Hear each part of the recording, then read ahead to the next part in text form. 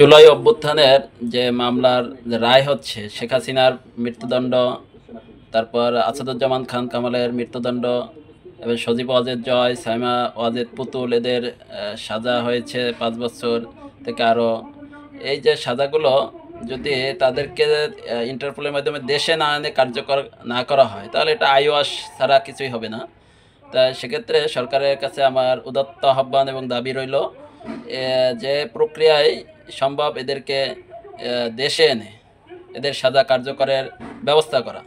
তাই এভাবে যদি ঝুলিয়ে রাখা হয়, সেক্ষেত্রে কোনো না কোনোভাবে হয়তোবা সরকার চেঞ্জ হলে, পরিবর্তন হলে, পরিবর্তন ধারাবাহিকতায় হয়তোবা এটা হারিয়ে যেতে পারে। এই মামলা হয়তোবা আবার কার্যকর নাও হতে পারে। বাংলাদেশে যে কোনো সিচুয়েশনে, যে কোনো অবস্থায় এটা আমার সাধারণ পাবলিক হিসেবে শঙ্কা। তাই সরকারের কাছে উদাত্ত আহ্বান, ইন্টারপোলের মাধ্যমে বা কূটনৈতিক মাধ্যমে, যে মাধ্যমেই হোক, এই যে পলাতক আসামিদের, সাজাপ্রাপ্ত আসামিদের দেশে এনে তাদের সাজা কার্যকরের ব্যবস্থা করুক। ধন্যবাদ সবাইকে।